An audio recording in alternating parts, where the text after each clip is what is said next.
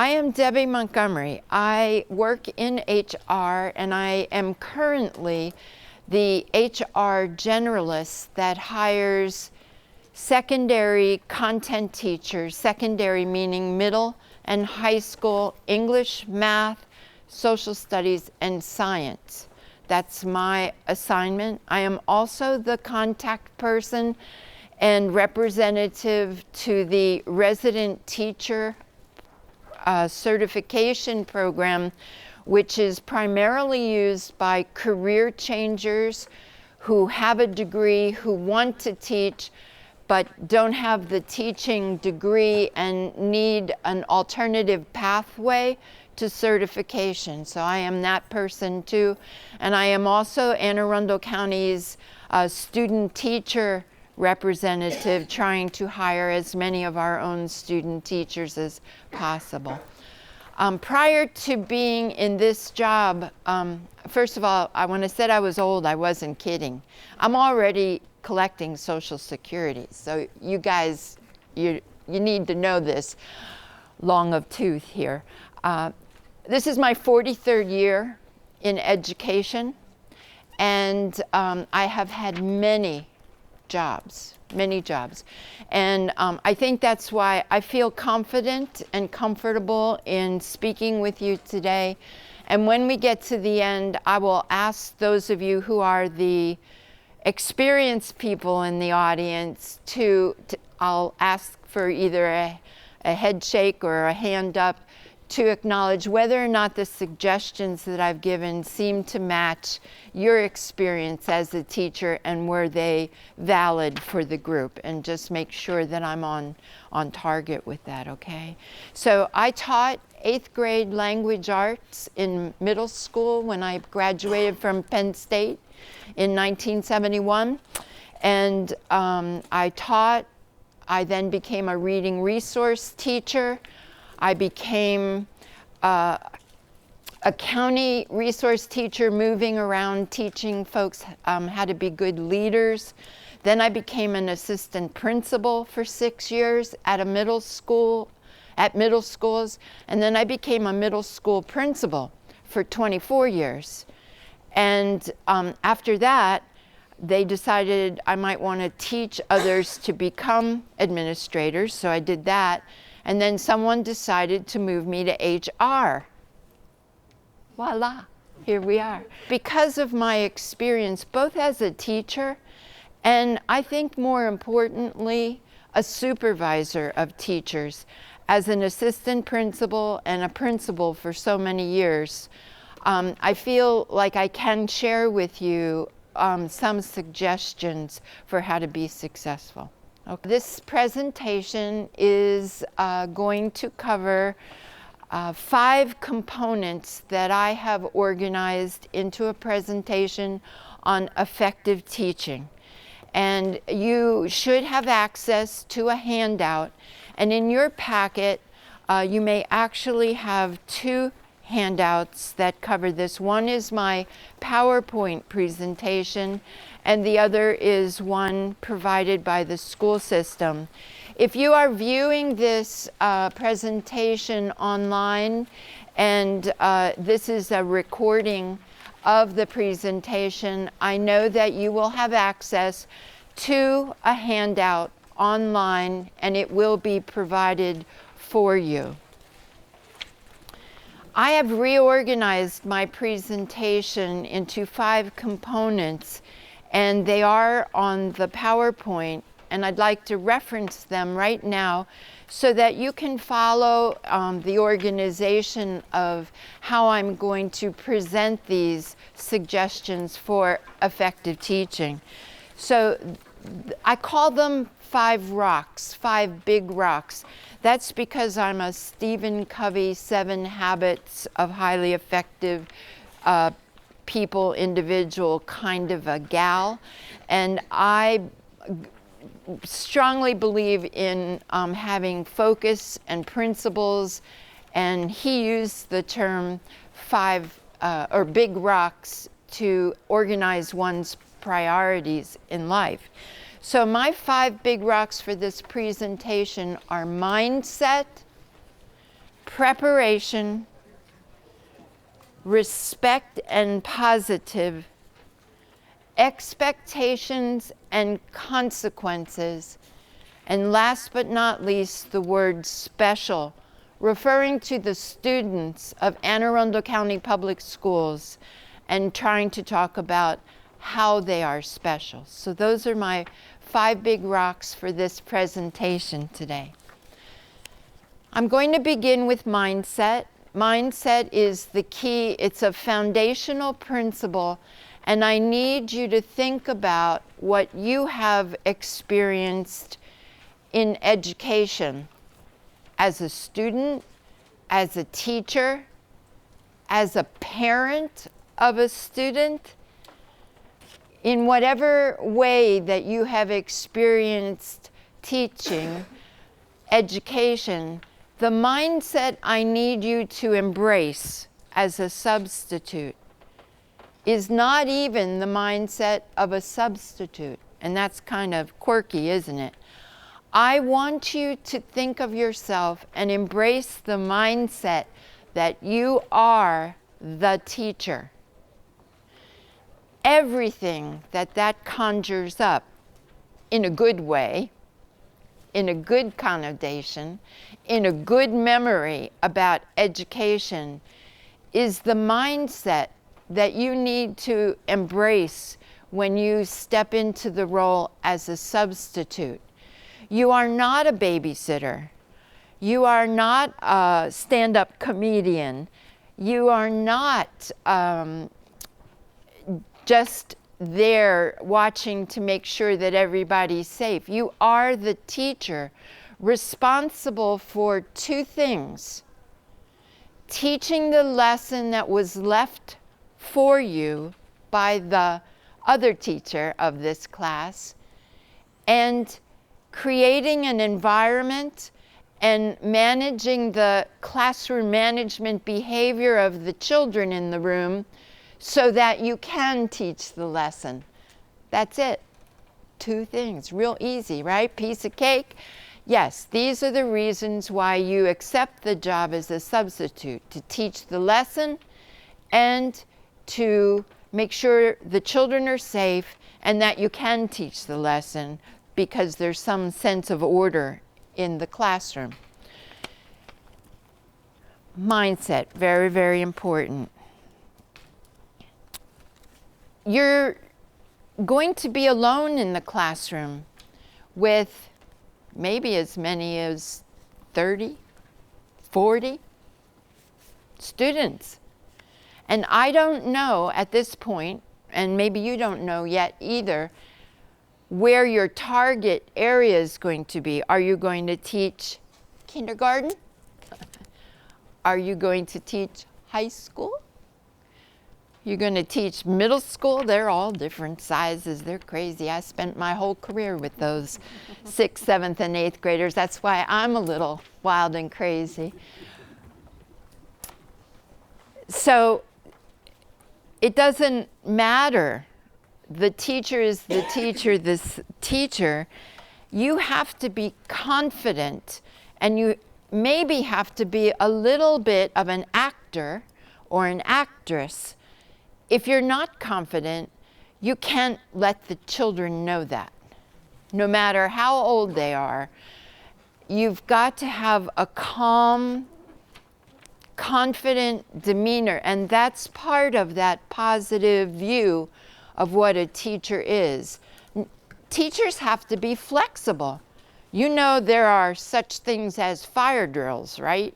And you know that when you're in the new building for the first day, you may not know what door to go out. So you're going to be like the lemmings following the crowd, whichever way they go kind of situation. When you're in a building for like 5 times, 6 times, 10 times, you're a regular in that building, you know, you'll build that confidence and experience there. You'll be like a member of the school's staff and family. But no matter what happens, you have to have that air of confidence and let the children know that they're safe in your hands, that you know what you're doing, even though you don't know what you're doing, you have to pretend and project that confidence. So my next rock is called preparation.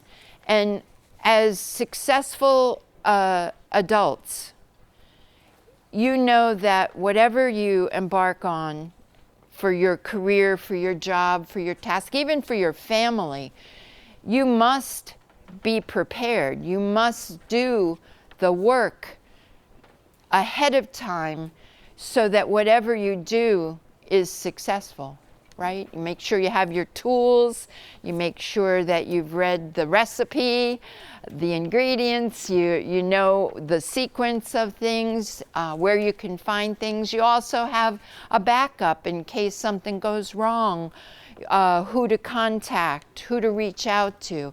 All of those pieces of the puzzle come into teaching. They're so, so important. So in order to talk about my second big rock called preparation, I wanted to steal a little of Cheryl's part and tell you about the job that you will take on a daily basis or on a long term. I heard someone talking about being a long-term substitute. That just means they're in the assignment for 11 or more days, okay? So when Cheryl explains to you how to get the jobs using the calling system, you will be assigned to a job number, and the start time has already been determined based on the school's hours, the official school hours that are published to the world. And I'll say more about that in a minute. So I'm going to talk about a fictitious school that starts 8 o'clock in the morning and that the end of the day is 3.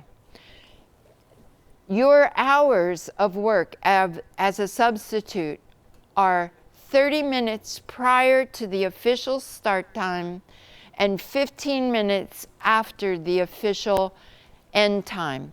So if you are looking at school hours online, trying to figure out where you want to work, babysitting is an issue for you, you might want to look at the school hours, because for our fictitious or example school, your job as a substitute will be 7:30 to 3:15, okay? I am going to suggest that if you are new at this profession of being a substitute teacher, that's not going to work. It's not going to be enough time to be prepared, because principals are very sly. We are very creative in how we use the people resources that we have. For example, a teacher may have bus duty, may have hall duty, may have breakfast duty, and part of your assignment as a substitute is to teach the classes that belong to this teacher, but also do all the non-instructional pieces of that teacher's job. So on his or her lesson plan, they will elaborate, I have bus duty at 7:50, report to door, blinkety blink, and the assistant principal will show you what to do, or something like that. So what happened to that 30 minutes from 7:30 to 8 when school opens? Well, 10 minutes just got sliced right out of it. Now you only have 20 minutes to prepare yourself for teaching the class and teaching the lesson.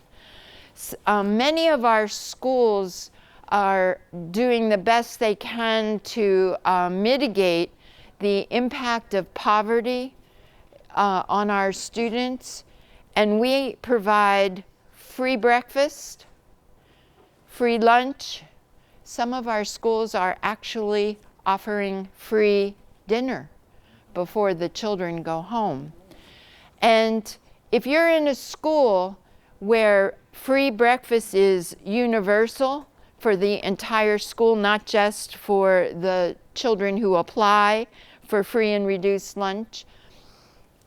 The whole school, 695 elementary children are having breakfast, right? Do you think they fit in the cafeteria? No.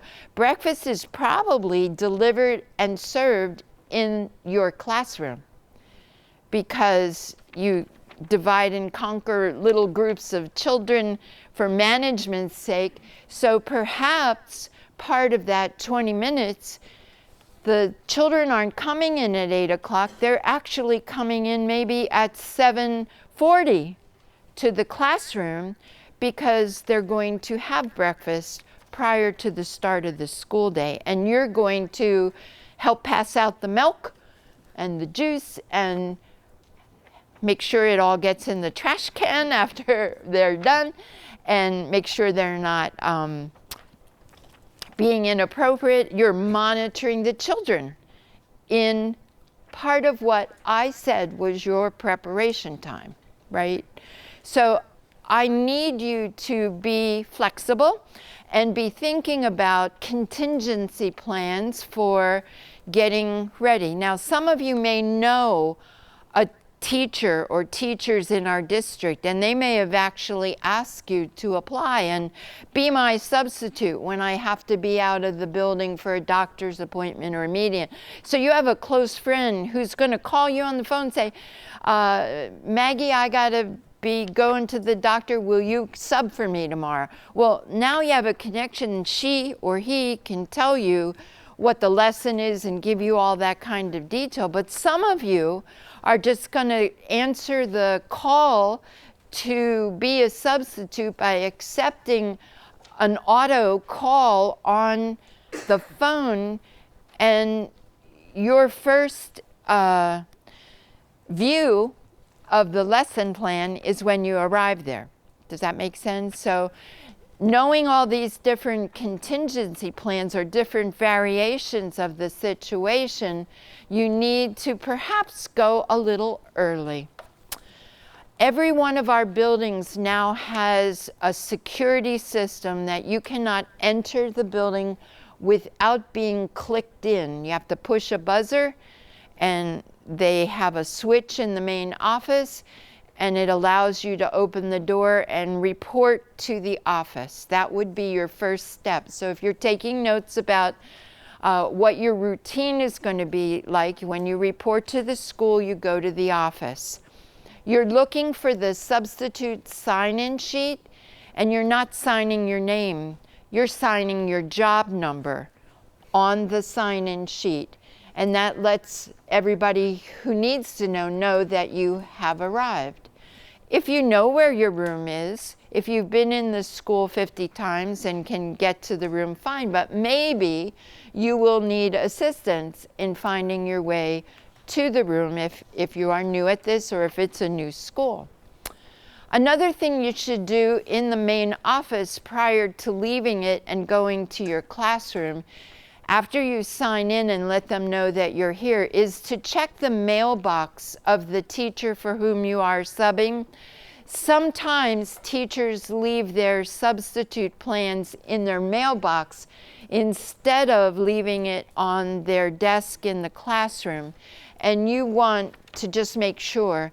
The other thing that mailboxes are used for is principals may put directions for an altered schedule.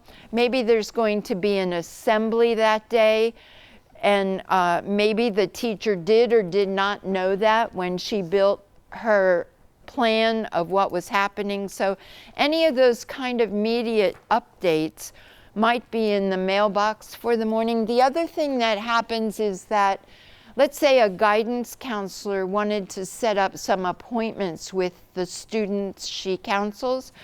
She may put passes in the mailbox of the homeroom or first period teacher's mailbox. So in many times you're the conduit through which this pass flows from the counselor to the student, And if you don't take those passes out and give them to the students in your first period or homeroom class, they won't know to go to their appointment or to the media or wherever, whoever wanted to see them. Sometimes they do that organization. Do not take the teacher's pay stub. Do not take personal love letters from other children or whatever, you know, anything that doesn't look like it's going to help you get through the day, but you should check the mailbox. Okay, so now you have all that you can from the office, and if you needed help, hopefully there'll be someone to get you there. But I skipped an important part, and I want to go back a little bit and say, how do you know when someone's in the office to push the buzzer to let you inside? That is a little research that you have to do as a new sub in the system. Once you identify which schools you want to be a substitute in, whether it's a small number to start. I've worked with Cheryl so many times, I've known subs to check off every school on the list, all 149 of them, which is great. You may be a confident person that can handle that. Maybe not. Maybe you want to start with a set number and build your knowledge, your confidence, your reputation with the school to become one of their regulars, you know, people that they always call when they need somebody. So you could call the school and ask them what's the earliest you could arrive. Sometimes substitutes have been very assertive and taken the initiative and called the school and said, I'd like to sub in your building. I've just gone through the processing and I was wondering if I could come in and meet somebody and talk with them about your procedures and what I need to know. I'd like to eventually be on your regular list. Do you know what I would do as a principal if you made that call to my secretary? I'll be really happy, you know, because principals want to have a cadre of substitutes that they can rely on and who care enough to be well prepared and learn about the school in advance of substituting there. Okay, so basically you have a little research to do on how early you can get there. Now, you might get there and see a teacher going inside. Now, they're not supposed to let you in, but they may escort you to the office. That would work. But you might be standing, well, it won't be cold now. It'll be warm. But you might be standing out in the rain waiting for someone to come unless you check this out as to when you can get in the building. 9/11 changed a lot for us as a school system. We used to publish floor plans of our buildings online, and I could say, just go online and you'll get the information. Well, the security that we try to create for the protection of our employees and our children have changed a lot of things. So if you want a floor plan, you're probably going to have to go to the school and ask for one, or the first day you're there, someone will escort you and take you there. That makes sense? You know, so a lot of things that we would have posted, you may not have access to them. Another piece of preparation is your professional development. Today, this hour or so is an investment in that professional development. You may not need it. You may be really happy that I'm giving this presentation and all the suggestions, but you can continue your professional development on your own as any good educator with the mindset of being a teacher. Teachers are forever learners. We're constantly going. In my 43 years, I'm still going to workshops and trying to stay up with all the new things that are happening. You can find books written for people on classroom management.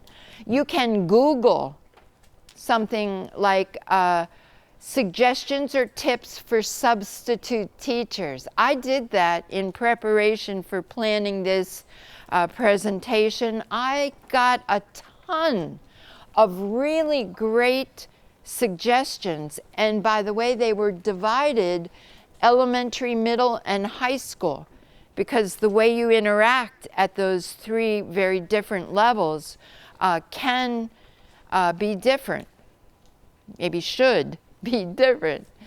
But you can Google things.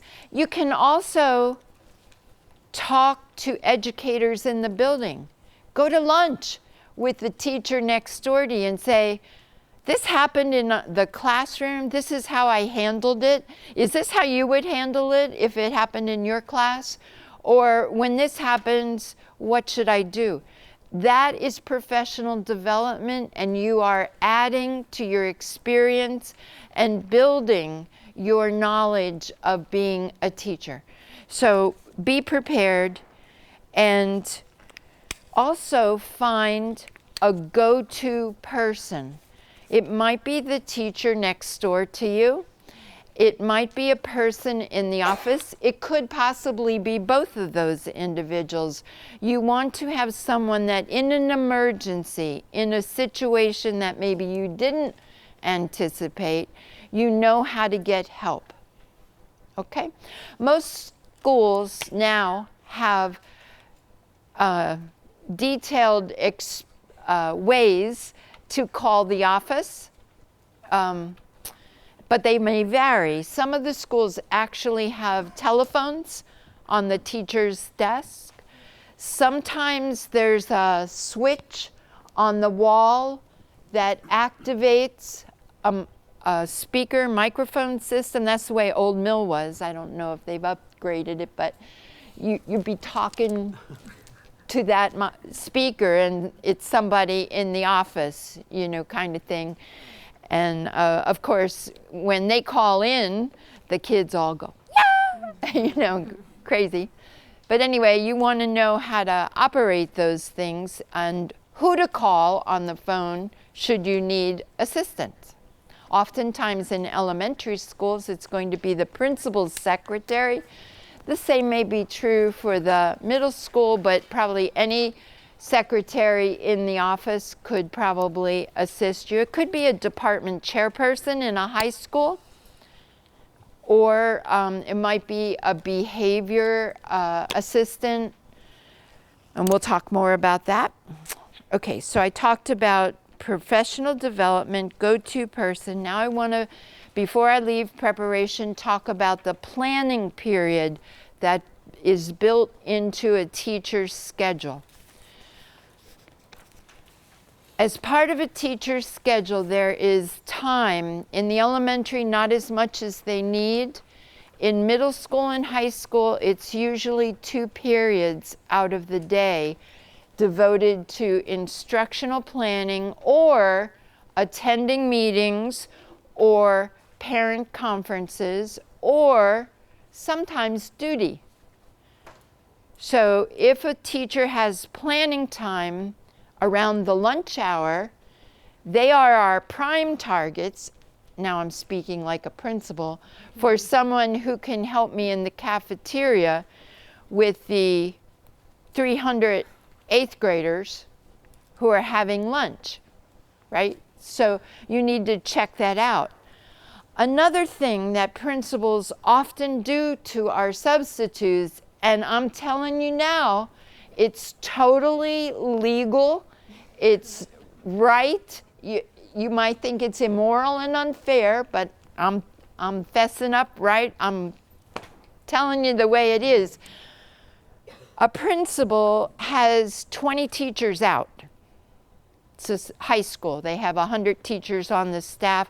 20 of them have called out sick, or a combination of sick, meetings, whatever. 20 teachers are missing. They were only able to acquire 15 substitutes.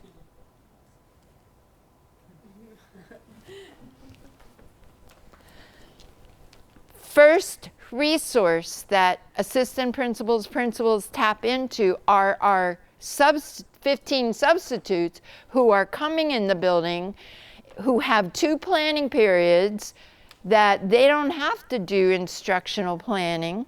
They don't have to necessarily go to a parent conference or go to a meeting unless you're a long-term sub, and then you're starting to sort of embrace that teacher's entire responsibility. So an assistant principal might come to you or the secretary and say, you know, we're short 5, so I need you not only to teach Mrs. Smith's English class, but you're going to cover a half of Mr. Jones's physics class. I would scare the socks off of me, being an English major, right? You know, so, or math, that would like give me a heart attack. But they'll say that to you, and you're going to say, yes, I'll be happy to do that for you. Okay? It's part of your job. You're working a job from such and such to time, and those planning periods are not for you to read the newspaper, answer your emails, go online and watch YouTube videos or whatever. You're working on the job. You do get a half an hour duty-free lunch. That's built into the schedule. No one will take that away, but you need to be prepared. That's flexibility. And I want you to be prepared to know the way that schools operate and how we use the resources that are available to us. Okay. Last thing about preparation is a plug for becoming a substitute for a teacher assistant. Many times I have done this presentation. I know that the pay differential for being a substitute for a teacher assistant is different from being a substitute for a teacher. There's a little less money that you get when you accept the substitute for the teacher assistant. You're not responsible for the children solely. You're working under the direction of a teacher. That's how the school district conjured up these salaries.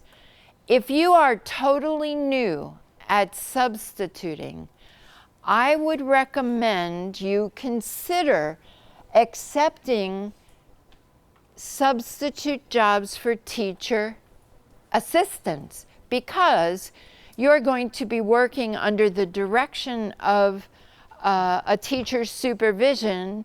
You are going to be learning how the school works. You're going to see excellent teaching and procedures modeled. It's like on-the-job training, and you get paid for it. So even if you just do it 1 or 2 times to get your feet wet or to break into it, I would like to recommend, and you may find that you love being a substitute for a teacher assistant at one of our schools, and find a niche. But that is another way for you to get what I call professional development as a substitute and figure out the way the school system operates and the way the school does. Okay, I am moving on now to my third rock, and it's a short one, but a mighty important one. Being positive and respectful. When I thought about my mindset, I could have talked about this rock at that time, because think of the most positive experience you've ever had with a teacher, your epitome of what a good teacher is. I am hoping that that model of perfection is a positive individual who treated you with respect. Because I am saying the way to be an effective substitute is to be positive with the children, to be the adult in the room, treat them with respect, and understand that they're kids. different shapes, different sizes, different languages, different needs, but they're still students in your charge. You are responsible for them, their safety, their education, and like it or not, you are a role model. You are an adult, and you have to be everything that you would want your own child to face when they go to school. Think of that. Think of your own children or your grandchildren, or some of you are too young to have kids, your future children. What kind of teachers do you want them to face? And that's who I want you to be. You know, I've been in education a long time. We have evolved. There was a time where we would threaten kids with discipline referrals. You better behave, or I'm going to send you down to the office to meet that nasty old principal down there. You know, bad things are going to happen to you. Well, we've evolved. We know that there's magic in you forming positive working relationships with the children. I cannot teach you how to do that today. I wish I could. I wish I could be Walt Disney fairy godmother and wave that wand and give you the skills. I have cultivated my presence over 43 years. I still had challenges even after that long in trying to make it work for every single family, every single parent, every single child that I worked with. But you have to figure out how to balance positive relationship and authority in controlling the situation, right? It's almost like this balancing wheel. You don't want to go too far to the relationship positive, stand-up comic kind of guy, the one who says, well, if you guys do 5 minutes of work from you, then I'm going to give you 20 minutes on your cell phone. No, you're there to teach the children, not to allow them to play games and whatever. You want their education to continue. See, that's another way we've evolved. We can't afford any days off in the school year. We have to have instruction every single day in order to accomplish the educational goals. And so when you're there, you're an important cog in this wheel in the children's education. The show must go on. It's not time out. It's not fun and games. You've got to keep the education going. And doing it without threats, without use of profanity, without any kind of physical touching, aggression. You hear the news. You know how things can happen and get out of hand. So being positive and respectful is a very important rock in your success as an effective teacher. The way you communicate has to be polite and respectful. If you get in a situation where you are talking to parents, you should be careful about not emailing them or writing anything that is inappropriate. If you're on the telephone with them and then you saw the media video already, so there was caution about not getting involved with students in social media, Facebook, Twitter, whatever. That is totally frowned upon, disregarded as an appropriate mechanism. You may know the children that you are teaching as a substitute, because you might start out in your community schools, right? You decide, I'm going to be a substitute in my kids' school. Now, they're little, they'll probably like that, but if they're middle school, they probably won't like it. Little side story, I can confess I was both my children's, my son and my daughter's middle school principal.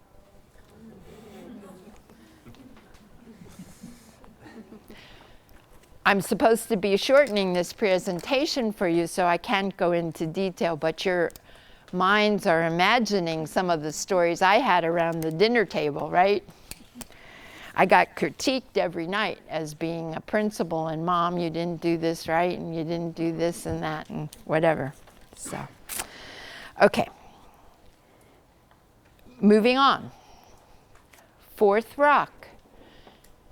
If there were sizes of my rocks, this one is the largest.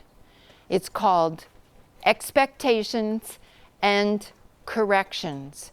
This is the place rookies, and I do mean first-year teachers, and new substitutes have the biggest room to grow. How do you manage the classroom?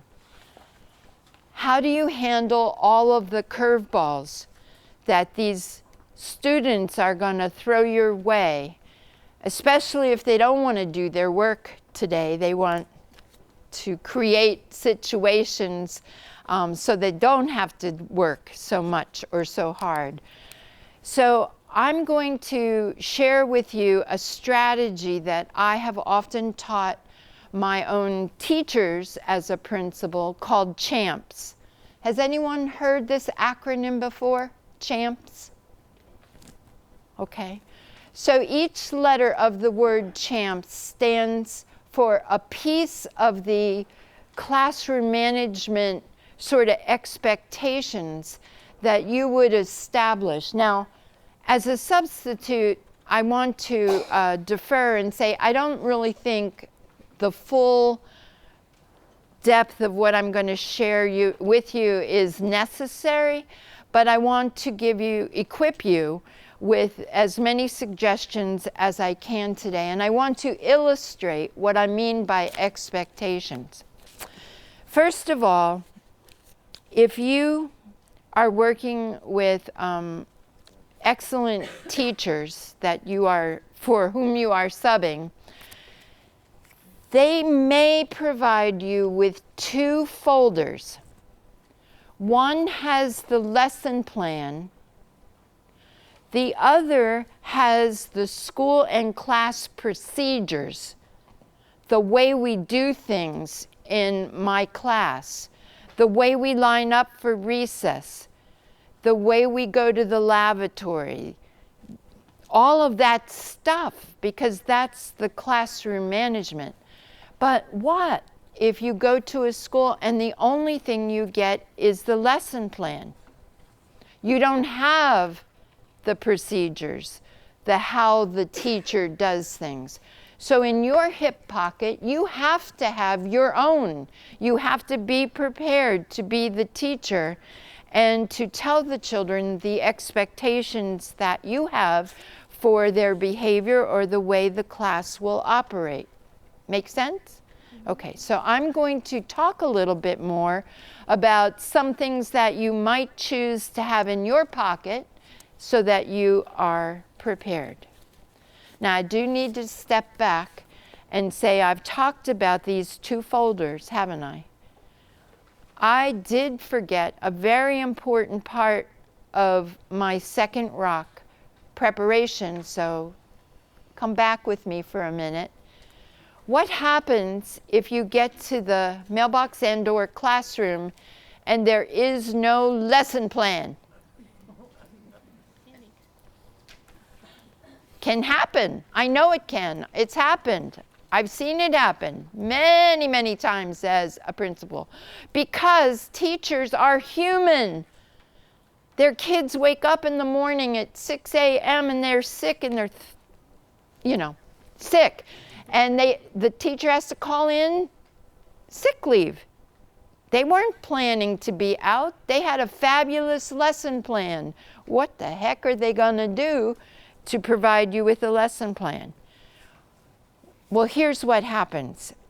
In a school, the principal has required every teacher to prepare 3 days of emergency lesson plans, and they're in a file cabinet in the main office. These lesson plans are not relative to this day that you are there subbing. They were made in anticipation of any day that it could happen. So they're usually, like if it's a social studies teacher, there might be map lessons that you could do at any point. If they're a math teacher, maybe there's some work on some basic facts or something like that. It wasn't the lesson on Pythagorean theory that the teacher was going to teach that day, but she has something there ready to go to supplement.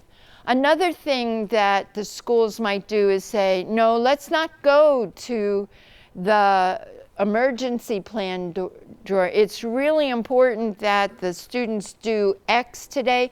So they'll get another teacher or a department leader to come in and quickly scramble and give you the lesson plan that the teacher next door is using, so that the schools, the beat goes on, right? And the instruction goes on and things happen.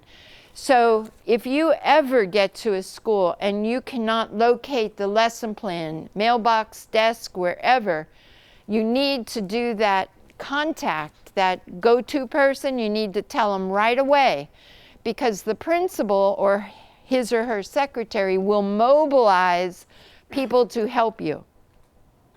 And they will give you direction.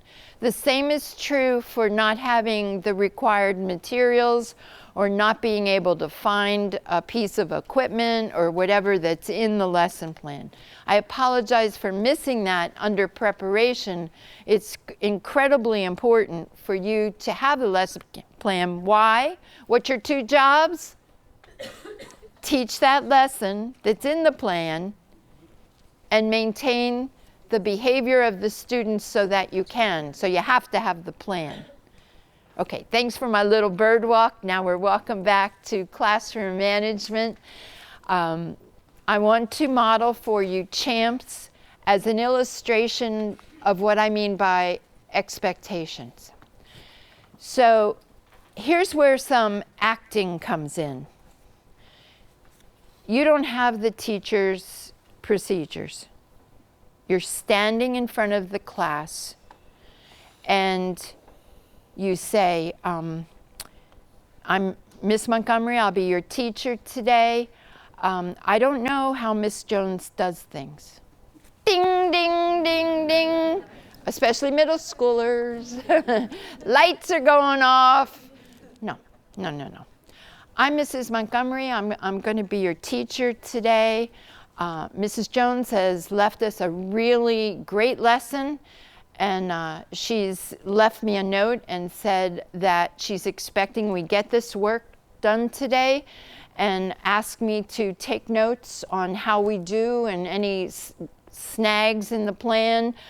And I want us to work well together so we get the job done. And I have 2 or 3 kind of rules of the road that I've used as a teacher. I've been teaching a long time, and these seem to serve me well when I've been working with children. The students usually understand these rules of the road, so I'd like to share them with you, and then we'll get busy on today's lesson. Acting, right? My knees are knocking. I have no clue what I'm doing up there, but you know, I just kind of delivered a message that hopefully established me as the authority in the classroom, someone who has some confidence and has a game plan, right? Okay, that's what I want you to practice in the mirror tonight, doing that little speech. with whatever your hip pocket rules are going to be. So, CHAMPS. S at the bottom of CHAMPS stands for success. If you, as a student in my class, do CHAMP,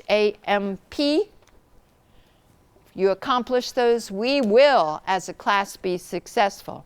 So C is when you tell the students what kind of conversation is important and necessary to this lesson. It can be the whole class, or it can be segments. Because if you're teaching in a middle school or high school, you have 60-minute classes. And hopefully the teacher just didn't give you one little activity that you have to stretch into 60 minutes. Hopefully you may have 3 or 4 different types of activities in that lesson plan. And in one activity, it may be appropriate not to speak, to listen to the teacher. In another part of the lesson, it might be appropriate for people to work together in teams or partners, or to have some kind of conversation. So C is where you tell the students what kind of talking they're going to do. Today we're going to be reading chapter 5, and at the end there is some written work that you're going to do. So while you're reading, most likely there won't be time or opportunity or even appropriateness for you to be talking. So the classroom should be pretty quiet during our silent reading. Okay? Different C. Today, Mrs. Jones has left some math problems for us to work on, but she wants you to work in partner groups. She wants table groups to work together, and so you're going to need to talk to the partner at your table. So for today's segment on the math problems, I want to hear you talking to your partner. Now, not so loud that you're disturbing the other partners, but you're going to need to talk for this segment. Okay, do you see the difference there? The C is your expectation for what's appropriate for them to do with respect to their conversation, and it may be different throughout parts of the lesson. Okay? Now, sometimes people accuse me of being too elementary. I believe that all of this is appropriate K through 12. I really do. I would approach a senior in high school the same way, but I might say it a little differently. I might approach it a little differently, but I'm still going to lay out the expectations of what I'm expecting for our work together. And if the students all start talking and they forget that you said this is silent time, here's a correction, right? I have been trying to model one of the most powerful corrections in the universe. And I know there's an educator in the room who knows what it is. So does anybody know the P word? What am I doing? What am I modeling? Proximity. Proximity. That's one of those magic educator terms. There is something about a teacher. Been there, done that. You've been there, done that? Oh, yeah. It has a powerful impact on students. So don't be Cheryl as a substitute. She loves when I do that to her. Get up out of your chair, move around the room, be available, know what the kids are doing, make sure they're not playing games on the cell phone instead of their lessons. You know, that's how you know what's happening in your classroom as a real good teacher, right? You're there with them. You're able to answer questions if the kids seem like they're not doing the work. Instead of assuming that the student is being ornery, an obstinate or willful not to do the work, ask them if they need help. Remember, positive and respectful?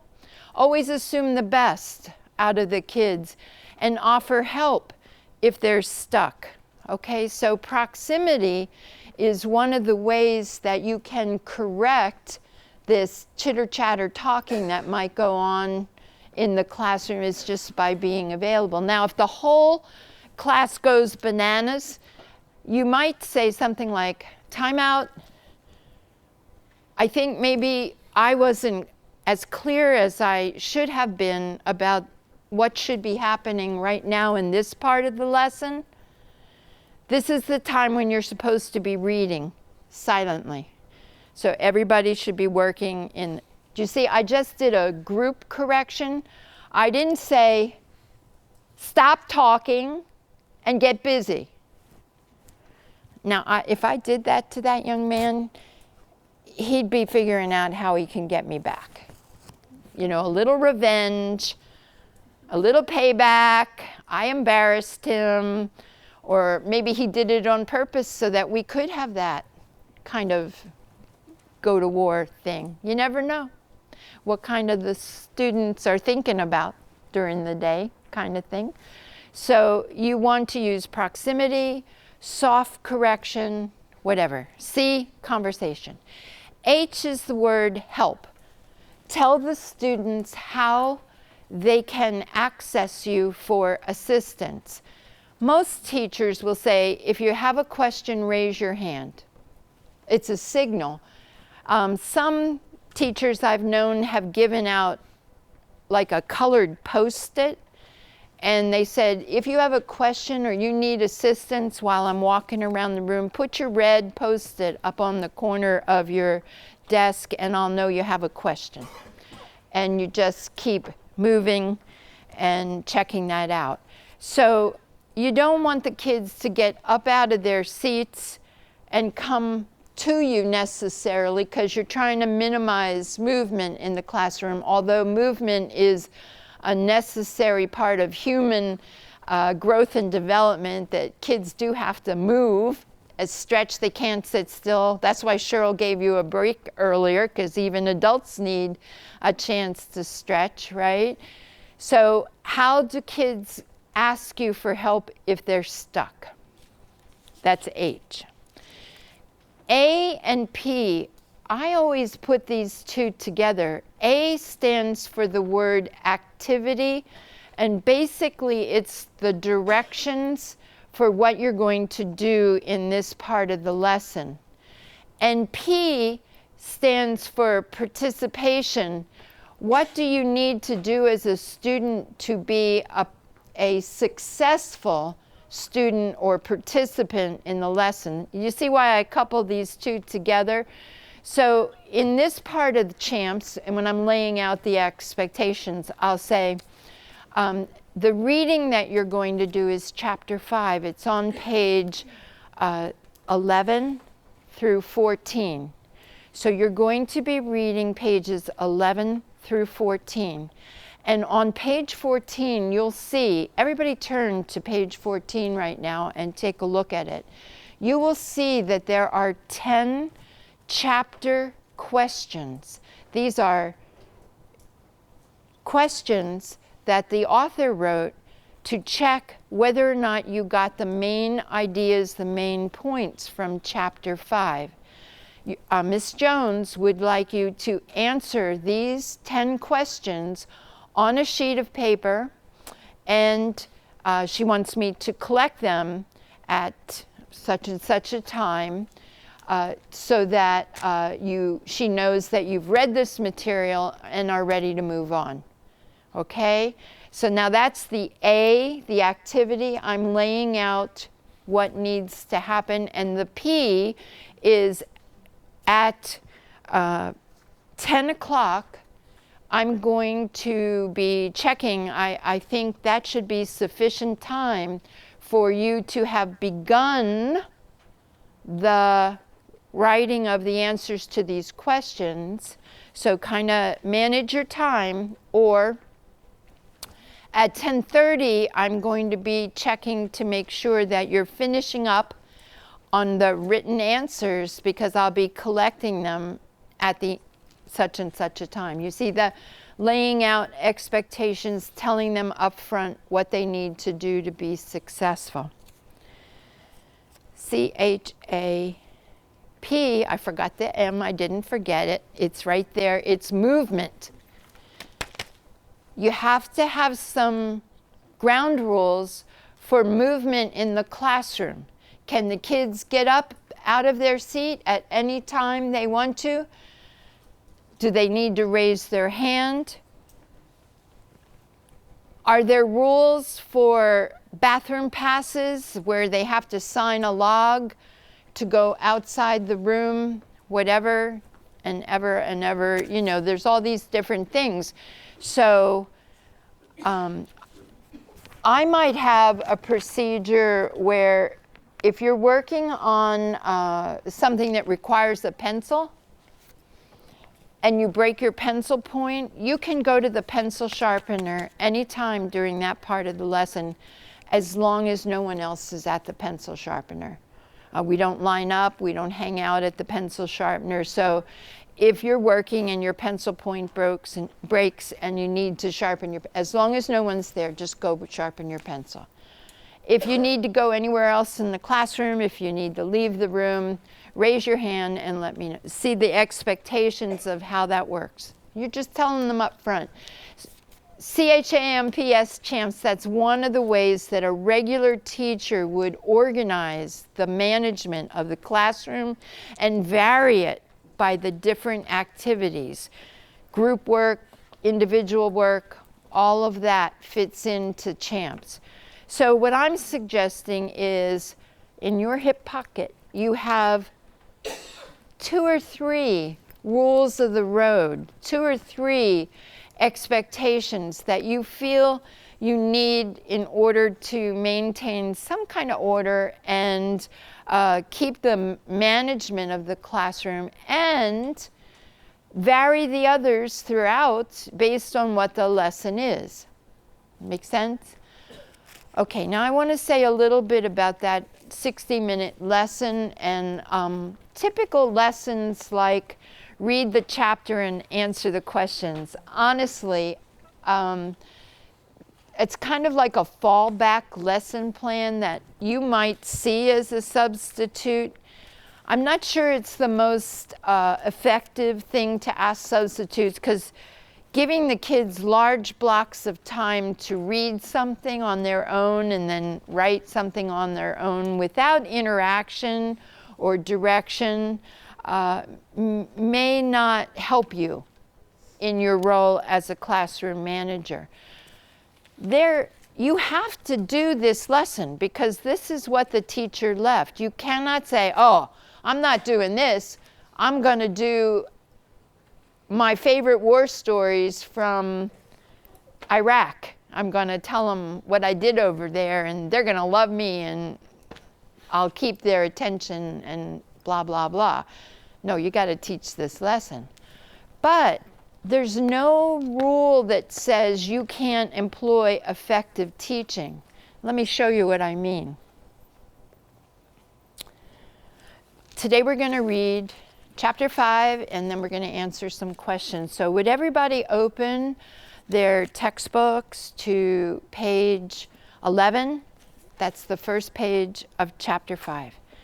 Okay, hopefully we all have textbooks. You might have to loan one. You're not going to have a hissy fit if someone doesn't have their textbook. You're going to give them one because you want them to be successful, or you're going to have them partner with somebody or whatever you have to do to keep on going on the lesson.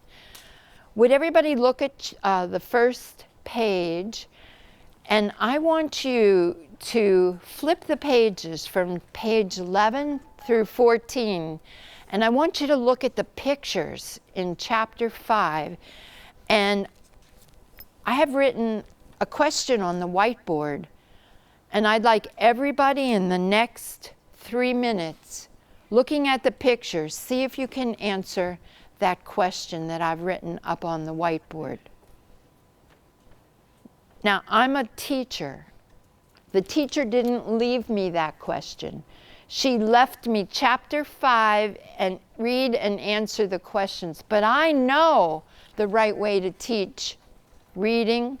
You chunk it, you segment, you do some pre-reading activities.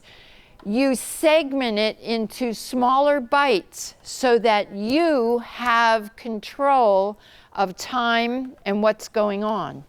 You're still doing that teacher's lesson of reading that chapter and answering the questions, but you're adding successful teaching strategies to chunk it.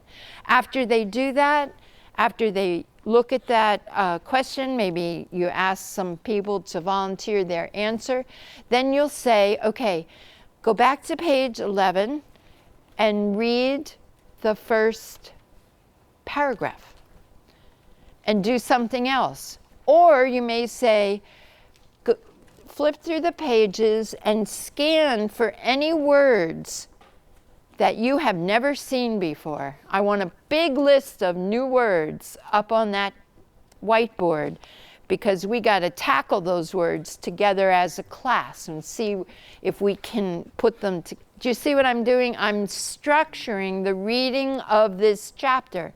I didn't say, start on chapter 5, page 11, go for it, and then walk away thinking that you had everything you needed. So structuring a lesson for success is okay, as long as they're going to read chapter 5 and answer the questions, and you have more control, don't you, in 3-minute chunks, in 5-minute, and you're giving them time. That's part of CHAMPS. That's part of the P and the A in the, tell them how long you're going to give them for each task that you're going to do. Okay? All right, corrections. I've already talked about the P word, proximity, very powerful. You remember I said that if they were talking, just by standing behind them,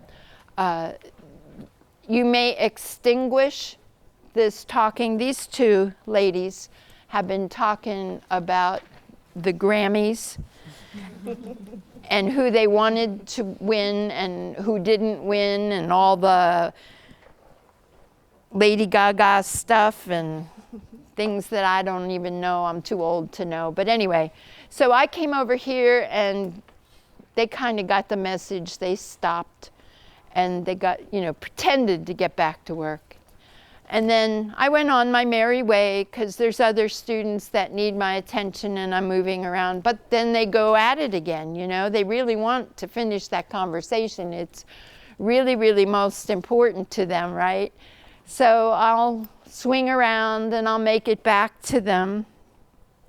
And I get the gist that proximity is not sufficient to extinguish this behavior. It's really important for them to get the job done, right? I notice you're not getting much done. And Mrs. Jones is going to be really disappointed if you're not able to turn your paper in. So if you could do a little less talking and more work, I think she's going to be really happy with us today. Okay, so would you give it a little more effort, okay? Okay. I reamed them out. Laid them cold. I corrected their behavior. I'm hoping you did not hear me.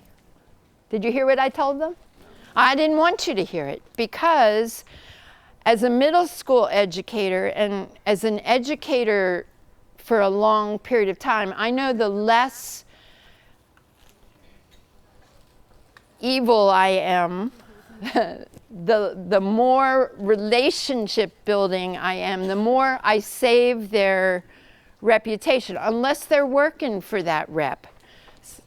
I've met some kids who work to be the bad ones, and they just want to act out or, be the one that seems to take on the situation. But I told them that Mrs. Jones is going to be real disappointed with the amount of work they're getting done, that if they do a little less talking and more work, she's going to be really happy that we accomplished this mission. right? So I referred back to what we were doing today. I did it respectfully. I just said more work. It's their reputation, and on and on and on. You say, and they got the correction that they needed. That's one thing. Never place your hands on any of our students. Never ever use physicalness to correct students' behavior. Now, this is one that I personally have difficulty with. I'm a toucher.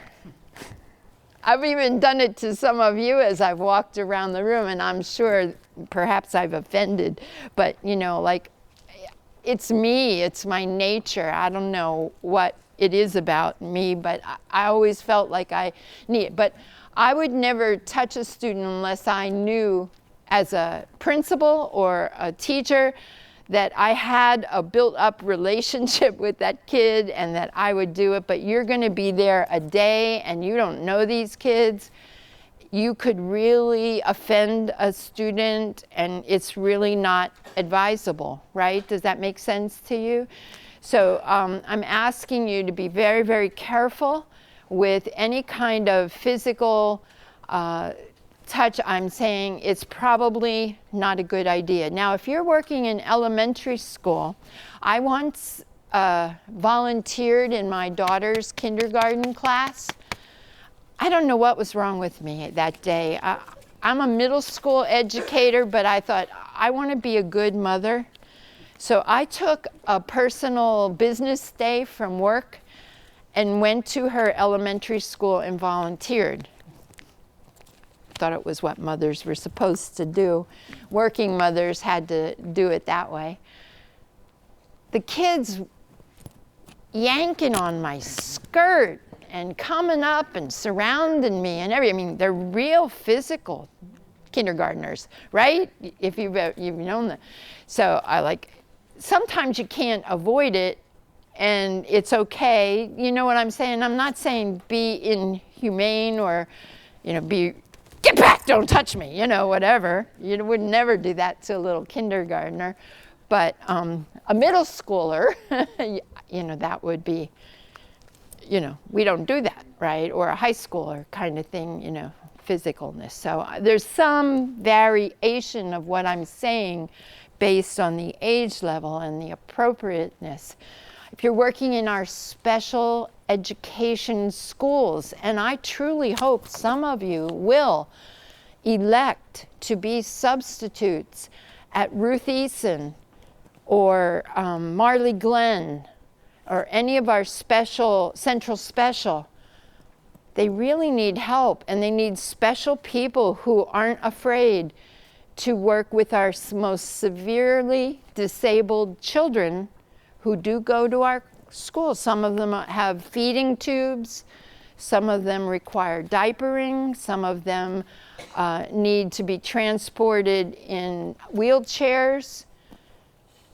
So you have to touch those children. You have to provide them with care. And that's part of the work you do with our most severely. So what I say is different. That makes sense based on where you are and what you do. I'm just generically saying touching is not a good thing. So the elevator technique that I modeled was soft corrections wherever possible. I had a substitute once that checked into my middle school when I was principal, and I overheard him ask the secretary for 25 blank discipline referrals.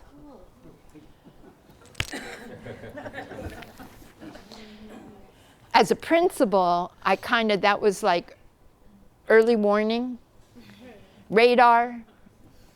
I sent my assistant principal down there to make sure that he was standing in the vicinity to, kind of check out what was going to happen in that class. We have evolved, but not everybody that comes into our school has necessarily evolved with us. And I mention these stories really not for comic relief here, but Some of us in the room have only experienced inappropriate or ineffective use of discipline and management. Some of us, someone in this room has had a model of the stick and the threat and the warning kind of person somewhere along in our history. And I need you to know that's not the right way anymore. It's not the appropriate way anymore. We have evolved, okay? If you have a situation that you cannot handle in the classroom, you need to get help. That's not a bad thing. If you needed to send a student out of the room to the office, you can do that. There is something called a discipline referral that you fill out. It's like a pass with information, and you give it to the student and you say, please go down to the main office, okay? If ever you send a student out of your classroom, please follow up to make sure the student arrives. Either call and say, I'm sending Susan down.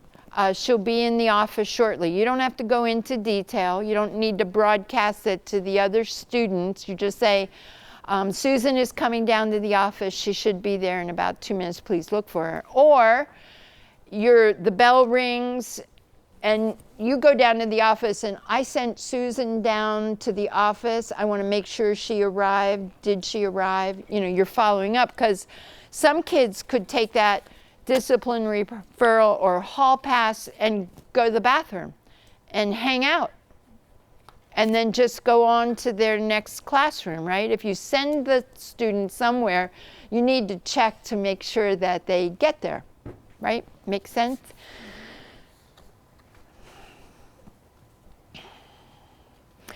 If you open the teacher's lesson plan folder and you open it up and you see something that looks like Monopoly money in there, and you're going, I know she doesn't want me to play games. We have to do this reading chapter 5. Many of our schools are PBIS schools. Does anybody know what that is? Anybody? Yes, sir. Woo! Rock star in the group. Okay. Positive behavior intervention system or school. This is where the schools tell the children the expectations that they have for the students' behavior, and then they provide positive reinforcement and reward for students who meet those expectations. Many of our schools are PBIS schools, and Corcoran, one of my former schools, had Cardinal Cash, Meade Mustang bucks, Bulldog bucks, things like that. So if the teacher leaves that for you in her resources for you, what she's doing is saying that if the students are doing particularly well, you can reward them by giving that to them. And it's a good thing. It's a good thing for students to have recognition. If you don't get that, a kind word, a compliment, you guys are really working well together. I'm so appreciative that you're working with me. I'm making a note in my folder for Mrs. Jones because I want her to know how great you guys were and how much you helped me get this lesson done today. That's positive reinforcement. It goes a long way, right? Being prepared and management. If this is my classroom entryway,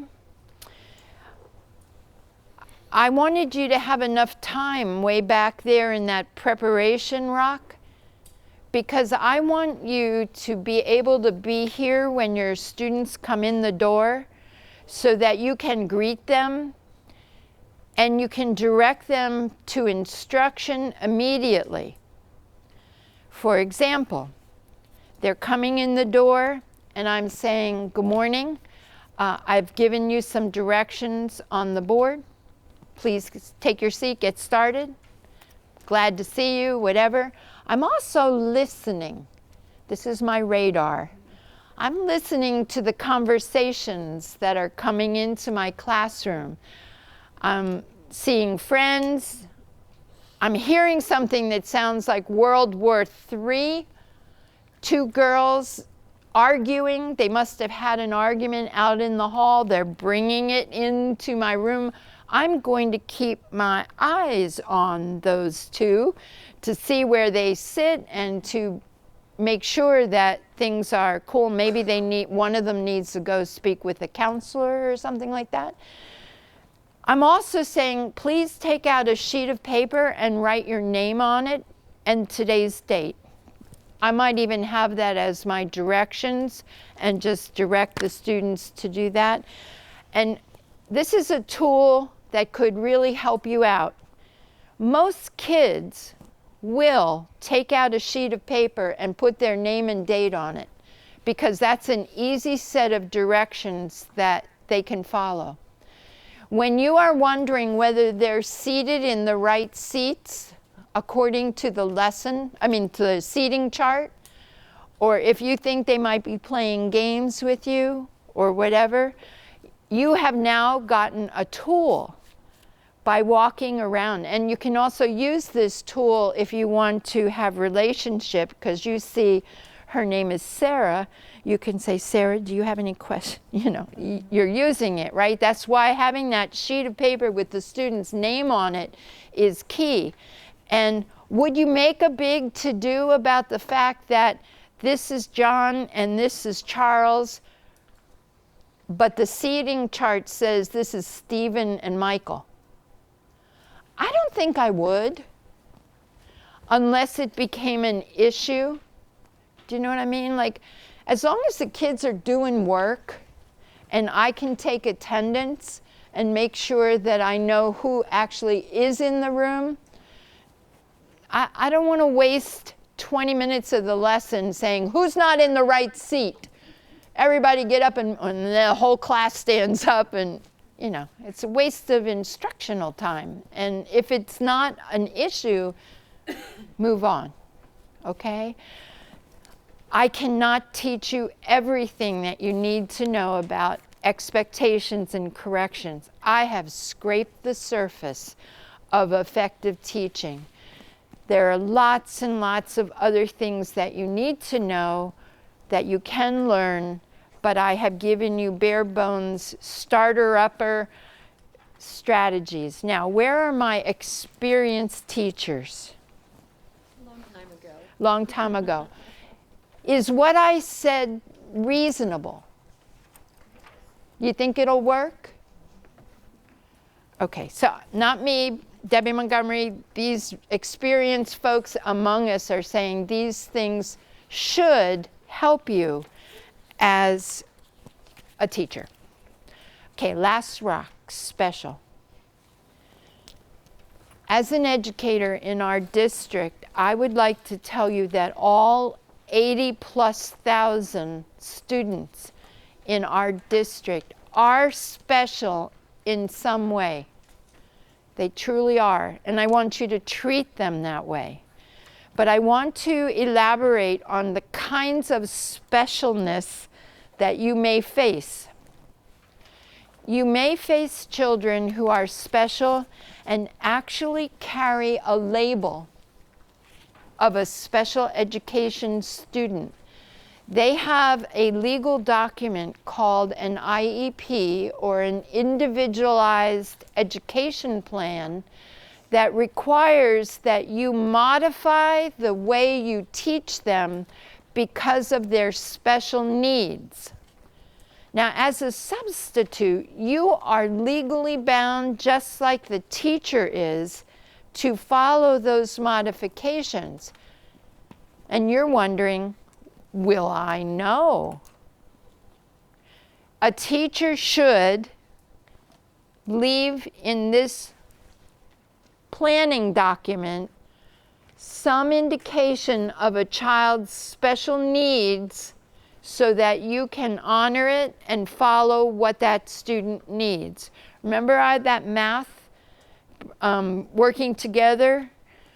Well, there might be an autistic student who does not work well with other students, but can do the work individually. There might be a notation not to force Philip to work with a partner. He can work with a partner, but if Philip wants to work on his own, it's okay today. Reading chapter 5. Everybody's on their own. Mary needs a partner to read with her. She's allowed to have Peggy read that chapter. They can chorally read it together, and it's in the lesson plan. The special needs and modifications of instruction are one of the special issues. Some kids need frequent bathroom use, visits to the health room because they're diabetic. That's a 504 plan. That's not an IEP, that's a health-related kind of plan. That should be detailed. Another kind of specialness, children who come from extreme poverty. They may not have access to food, clean water. They may come to school smelly because they haven't taken a shower, they haven't washed their clothes. We have to treat these children with respect and provide them with a safety net from other children attacking them or whatever. You know, and if you need help in that situation, guidance counselors, secretaries, other teachers can give you some advice on how to handle that.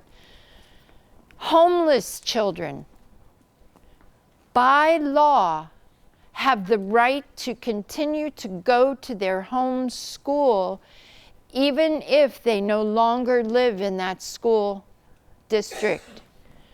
I had 2 boys homeless at my school in Glen Burnie. They were living with an aunt in Laurel. They were provided a taxi cab from Laurel to Glen Burnie because the law says they're allowed to come to their home school. They were late every single day. As a teacher of their homeroom, as their principal, I wouldn't yell at them. I wouldn't give them detention for being late. I had to make some accommodations for this kind of special needs, right? Make sense? So be careful about the assumptions you make about the situations when the children do things that like don't fit your game plan. You know, you want to make sure that you're thinking there could be another reason for whatever's happening, like those student who's not doing the work. Maybe she didn't hear the directions. Maybe she just needs a model of how to do it. You know, just give help instead of yelling at them, and correction. Another kind of specialness is children who enter the country and do not speak English. You might have students who are learning English. Cheryl wants me to tell this story. I'm going to tell it. I had a student, and because of the video, I'm not going to say his name like I normally say his name, but he just arrived from Korea. And he was in my 8th grade language arts class. I was the teacher. One day, this young man started saying every 4-letter cuss word I had ever heard, and some I had not. And I said his name, and I said, "What's going on?" You know. The other 8th grade boys in my language arts class all started laughing. Oh, so you're helping so-and-so learn the language, huh? Well, I didn't send him to the office for, using profanity in my classroom. What kind of a knucklehead teacher would do that? You know, it's not his fault. They're playing a prank on him, teaching him English, trying to get him in trouble. I had a little chat with them. You know, I didn't call their moms either, you know, because I know what 8th grade boys are like. Some of them.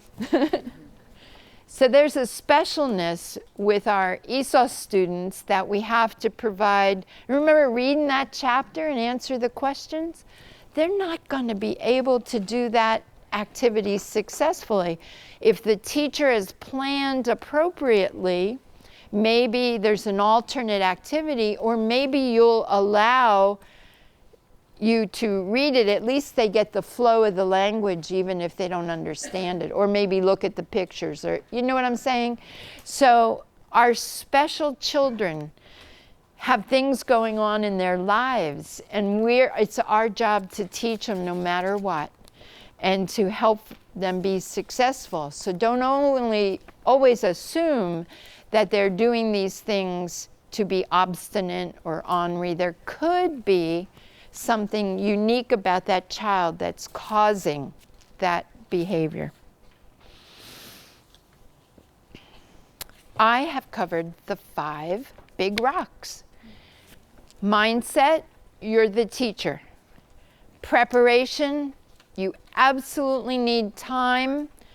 Find it the best way you can and continue today's kickoff of professional development so that you can be the best substitute teacher you ever could be. Treat the children and the faculty members and the parents and everybody else in our school community with a positive attitude and respectful behavior. Set expectations for your students. Tell them what you want them to do, what you need them to do up front, and then correct in incremental small chunks when you need to. And remember that our students are special and require the best we can give them. I have appreciated your attention, and I love your eye contact and your smiles throughout and your shaking of heads and your interaction. I know that I was connecting with many of you, and that is our presentation on effective teaching.